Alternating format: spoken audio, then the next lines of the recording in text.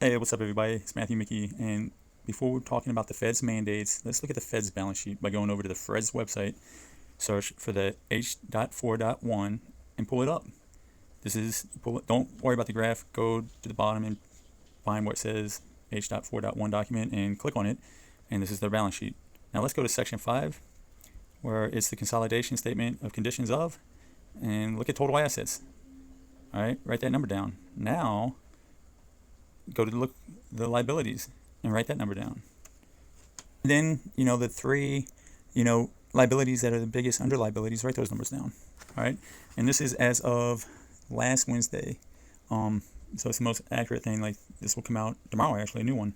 So perfect. All right. Now, we're going to amend this later on in the video. But before we do that, let's talk about some interesting rates that I found, right? So I looked up and you can find this in the description. Like, I read a law review article called Central Bank Money, Liabilities, Asset, or Equities of a Nation. And it led me down some pretty crazy rabbit holes to figure this out. So I can break it down to you in like 5 to 10 minutes, right? And they're all in the descriptions as well, right? So cash costs money to make, right? So a $100 bill costs 20 cents, right? The Fed books that as a liability. So if there's an increase in cost, as let's say it costs $1 to make $100, that cuts the amount of money that the Fed makes down, right? So instead of them making $99.80, they make $99. But it is booked as a liability, right? And so an increase in cost seems better, right? Less liabilities. So let's talk about it, right? Signage is the term of profit the money issuers make when making the money. Signage for the Fed to make $100 is $99.80, right? So if you read the law review I mentioned earlier, which was written by international lawyers writing about the central banks, cash and reserves are considered an equity, not a liability, since 1971 when we left the gold standard, right? The gold standard, it was a liability because someone could take cash to the gold window and redeem cash for gold. Same with reserves. That is what made gold an anchor for central bank money, reserves, and notes, right? The Fed has repeatedly talked about central bank currencies such as cash reserves and now CBDCs as liabilities until this last October when Powell, who was previously a lawyer, was asked if CBDCs were legal for them to create.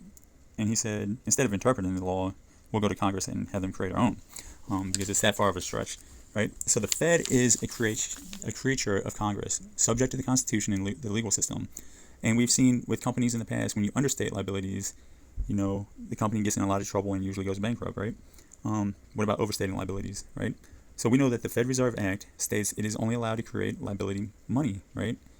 And to look at this, like, let's look at the interest rate since 1971 when gold didn't back the dollar anymore. It continued to decrease, right? Now, the law review article I mentioned can be viewed by the Cornell Law School as well. They published it, right? And it allows you to use your own mind to figure out if cash and reserves are assets, equity, or liabilities, right? But the things that I've got out of this was central bank money does not represent liabilities owned by central banks to private sectors, meaning they can't be assets, right? Central bank money cannot be characterized as shareholder equities with corporate equities. Hybrid. It has to be viewed as like a hybrid financial instrument as like social equities for the sovereign nation that it falls under, right? So is a debt on our balance sheet real if the central bank money is no longer considered a liability since the gold standard? Since before 1971, you give, you get, right? You have a liability, you pay it with equity, right? Or assets. Gold made it a liability because it forced payments. Since 1971, central banks no longer carried a legal obligation to issue gold in exchange for reserves, right? There is no anchor backed off of gold, right? So they can issue as much reserves and notes as they want because the dollar isn't pegged to anything, right? But everything else is pegged off the dollar. Commodities, countries, which is why, like, as these other countries try to handle their own inflation issues through raising interest rates, their inflation continues to increase because until the U.S. dollar fixes their their inflation issues, it's not going to fix theirs, right? So commercial bank credit loans, creation of money, is a liability and it is legally binding through reserves or currencies, right? So the central bank is not required to produce anything that it can't make itself, like it had to back when gold was the peg, right? So think of it like this.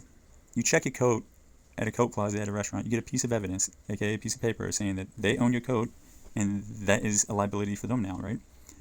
The place owes you a coat. It cannot make one for free, and that makes it a liability.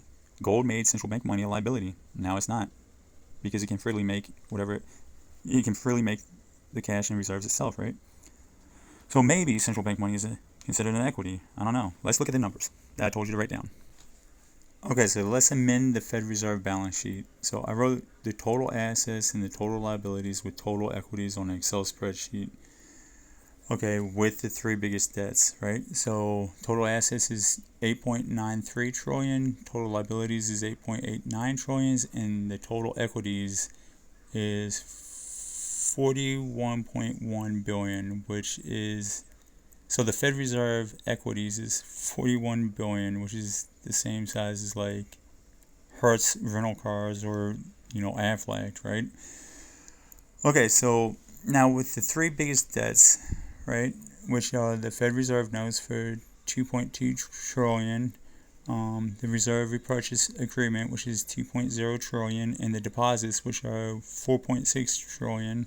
Like, we add those up and we get 8.8 trillion dollars, right? Now let's talk about that. And if you think of it as other people's money, the Fed has done nothing to contribute to this, right? Because it doesn't back it by gold, right? So think of the assets as an IOU from we the people in form of commercial bank liabilities, right? So liabilities, think of liabilities as cash or reserves, rely on assets, which is the IOU in the form of bonds, which relies on the full faith and credit of the U.S., right? What does the assets do besides provide an interest rate to feed, right? Get rid of the bonds, get rid of the assets, and we can see that, nothing changes really. Like, cash is resting on the full faith and credit, right, of the U.S., right? And the Fed is selling these reserves, right? And like, what's happening to the $99.80 that makes that $100 bill, right? So we can look at and see that the Treasury made $600 million making coins, which was paid to use it, which was used to pay the national debt last year, right? Where's the trillions of dollars of debt that was made from the Fed Reserve, right? So the next class we're going to talk about quantitative easing and quantitative tightening, and this will tie up these questions, right?